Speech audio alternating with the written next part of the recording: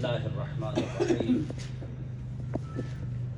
وصلى الله على محمد وآله الطيبين الطاهرين.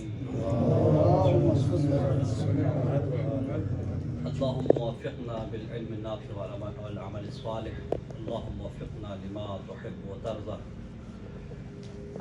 میرے معزز علماء کرام، ہماری گفتگو مختلف انداز میں مختلف حوالے سے زمانے کے پرور موضوع پر ہو رہی ہے، اور ہماری کوشش ہو رہی ہے کہ سطح فکری بہت ہی قائم رکھ کر ہم گفتگو کرنے کی کوشش کر رہے ہیں، ایک دوسرے کے ساتھ مباحثہ کرنے کی کوشش کر رہے ہیں، کیونکہ یہ فلسفی پیچیدگیاں بہت زیادہ ہیں۔ اس حوالے سے ان چیزوں کو ہم بعد میں ٹچ کریں گے، پہلے ہم اب تک تو تمہیدی گفتگو کریں انشاءاللہ۔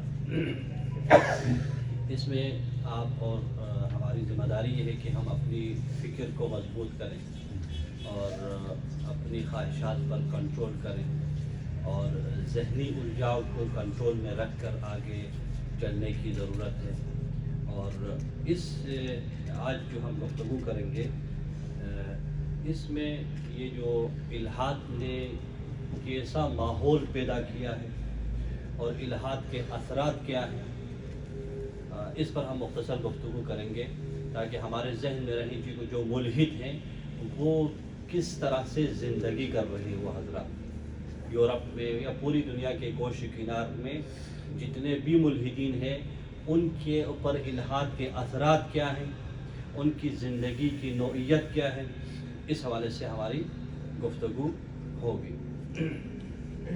اس میں سب سے پہلے بے سکونی، جو شخص فطری قانون کی خلاف ورزی کرتا ہے، اللہ کے وجود کا انکار کرتا ہے۔ چلو اللہ کے وجود کو ہم ایک سائڈ پر رکھیں، اپنے فطری رجحانات کی جو شخص خلاف ورزی کرتا ہے، وہ کسی بھی اقدار کا مالک خود نہیں بنتا ہے، نہ دوسروں کے بارے میں سوچ بوجھ کی صلاحیت اس کے اندر ہے۔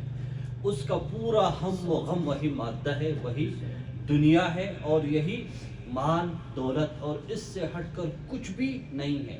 نہ اس کے پاس غریب پروری کی سوچ ہے، نہ اس کے پاس دوسروں کے خیال رکھنے کے حوالے سے کوئی فکر ہے، کچھ بھی نہیں ہے۔ پورا ہم و غم اپنے اوپر ہے، لہٰذا اس اعتبار سے خود سے کیا ہے، بے سکونی کا شکار رہتا ہے۔ کوئی سوسائٹی نہیں ہے، کوئی فیملی نہیں ہے۔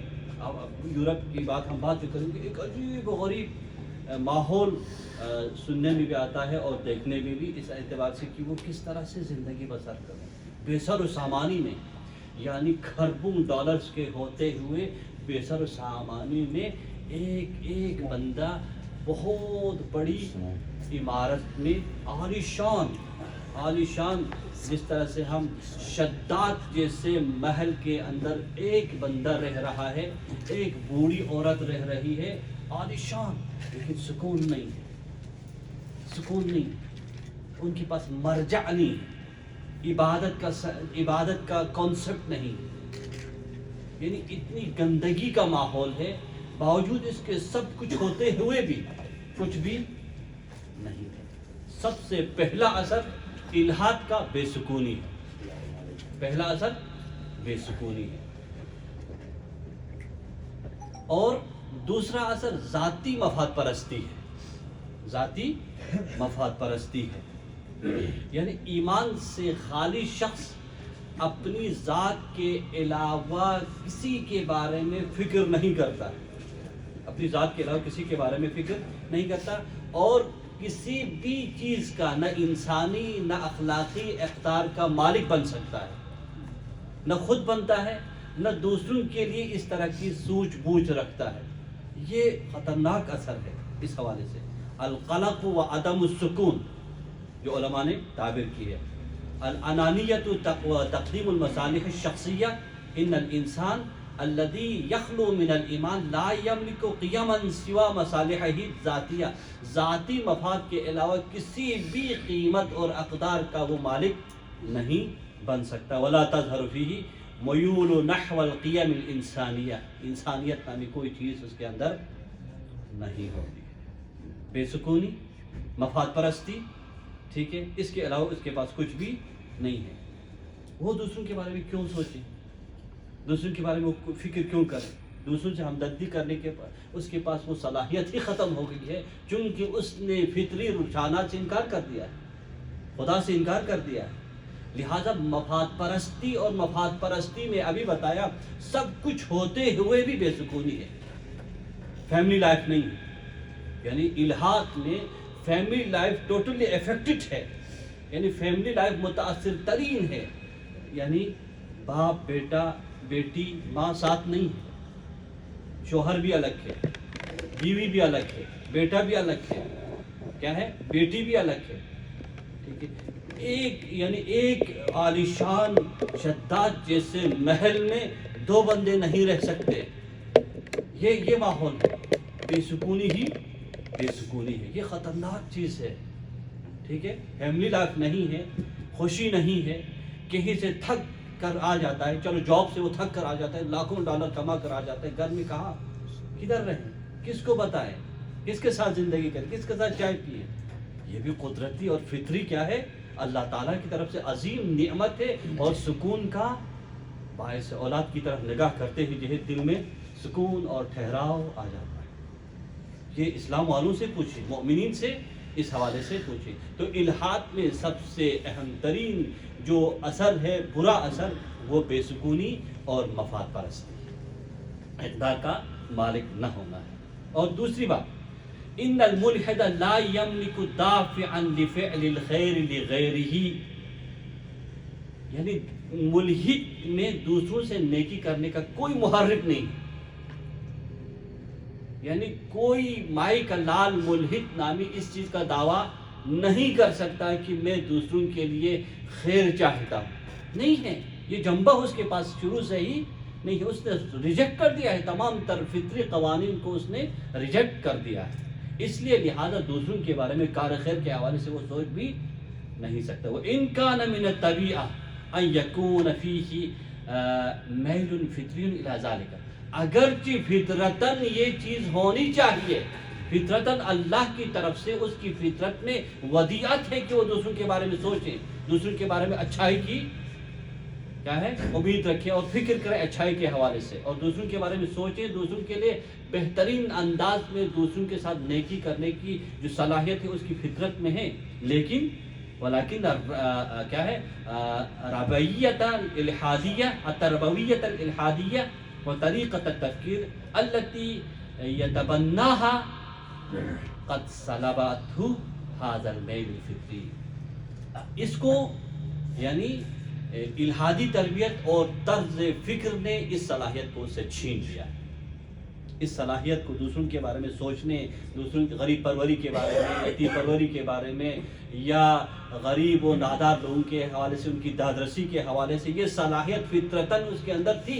لیکن الہادی تربیت اور طرز فکر نے اس صلاحیت کو چھین لیا ہے اور اس کی فطرت پر زنگ چڑھ چکا ہے, اس کی فطرت پر زنگ چڑھ چکا ہے. لہٰذا شروع سے آخر تک بے سکونی کی زندگی. ہم لوگ سمجھتے ہیں کہ ان کے پاس ڈالر سے پاؤنڈ سے کس طرح سے عیاشیاں کرتے ہیں. عیاشیاں تو کرتے ہیں لیکن اس کے بعد ہم بعد میں آئیں گے کس طرح سے عیاشیاں کرتے ہیں. فصار لا يفكر الا في استغلال الاخرین. بس وہ دوسروں کے استحصال کے بارے میں کے علاوہ کچھ بھی نہیں سوچ سکتا ہے. پھر بھی کیا ہے اس کی فطرت کے اوپر زنگ چڑھ چکا ہے, غریبوں اور ناداروں کے اوپر استحصال کرنے کے علاوہ کوئی اور سوچ اور فکر اس کے پاس نہیں ہے. وَمَن يَجْهَلْ عَلَيْهِ السَّلَامُ وَمَن يَجْهَلُ سُفُوكَ الدِّمَاءِ الَّذِي تَقُومُ بِهِ الدُّوَلُ الْغَرْبِيَّةُ وَإِغْرَاقَ الْعَالَمِ الثَّالِثِ وخصوصاً العالم الإسلامیہ فی البؤوس والدماء. مغربی دنیا کی جو خونخواری ہے, مغربی جو دنیا کی خونخواری, چونکہ ان کی فطرت میں کچھ بھی نہیں ہے, لطافت بھی نہیں ہے, رحم بھی نہیں ہے, تمام اسلامی اقدار جو ہے ختم ہو چکی ہے. لہٰذا اس اعتبار سے یہ جو مغربی دنیا ہے ان کی خونخواری اور خاص طور سے عالم اسلام کو خون و خاک و خون میں نہلانا یہ کسی سے پوشیدہ نہیں ہے۔ اب آج کل جو اسرائیل جو ظلم و بربریت کا جو ہے بازار جو ہے اس نے سجا رکھا ہے لوگوں کے لیے، یہ اسی وجہ سے ہے۔ وہ فطری تمام تر قانونی فطرت کو جس میں اللہ تعالیٰ کی طرف سے رحم دلی ہے اور لوگوں کے احترام و عزت و تعظیم اور آبروزی، عزت آبروزی اور خون کی ویلیو، ان چیزوں سے وہ عاری ہیں۔ اس وجہ سے ظلم و بربریت کے لیے وہ بھی کسی حوالے سے دریغ نہیں کرتے اسرائیل، کیونکہ ان کی فطرت میں آگے ہم آپ کو بتائیں گے کہ اس طرح سے عجیب و غریب باتیں ان کے حوالے سے۔ تو لہٰذا خاص طور سے عالم اسلام کو خون میں نہلانا ان کی زنگ آلود فطرت میں شامل ہے۔ ان کے لیے کوئی فرق نہیں پڑتا ہے کیا ایک مسلمان متقی ہو، ان کو قتل کرنا ان کے لیے باعث سکون ہے۔ وہی ان کی تربیت ہے، روحی اور فطری تربیت ہی وہی ہے۔ اور چوتھی بات، الجریمۃ والانحراف فی المجتمعات التي تخلو من الایمان لا یوجد ما یمنع الانسان من الجریمۃ لذلك احتاجت الدول الغربیہ الى فرض نظام قوی لیردع الجرائم لأنه لولا النظام ما وجد في الانسان الغربی ضمیر او وجدان یردعه۔ ایمان سے خالی معاشروں کے اندر جرائم سے رکنے کا کوئی محرک نہیں ہے۔ پورا یورپ کا معاشرہ ایمان سے خالی ہے، لہذا جرائم سے رکنے کا کوئی محرک بحیثیت انسان کسی کے پاس نہیں ہے، لہذا یورپ والوں کو سب سے زیادہ نظام بنانا پڑتا ہے، سب سے زیادہ نظام بنانا پڑتا ہے۔ استحکام کے حوالے سے وہ نظام کیا ہے بناتے ہیں اور اس نظام کی خلاف ورزی کرنے والوں کو کڑی سے کڑی سزا ان کو دیتے ہیں۔ یہ ضرورت کیوں پیش آئی؟ مضبوط ترین ہم دیکھتے ہیں نا، بہت سارے علماء کہتے ہیں کہ ہم نے یورپ میں اسلام کو دیکھا لیکن وہاں مسلمان نہیں ہے۔ مسلمان ممالک میں مسلمان تو ہے لیکن اسلام کا نظام نہیں ہے۔ ان کو یہ مضبوط ترین نظام بنانے کی ضرورت کیوں پیش آئی؟ اس لیے کیونکہ ایک بھی شخص کے اندر کیا ہے خود سے جرائم سے رکنے کی صلاحیت نہیں ہے، وہ صلاحیتیں انہوں نے خود کھو دی ہے۔ اس حوالے سے مضبوط نظام نافذ کرنے کی کوشش کرتے ہیں اور ضرورت پیش آئے۔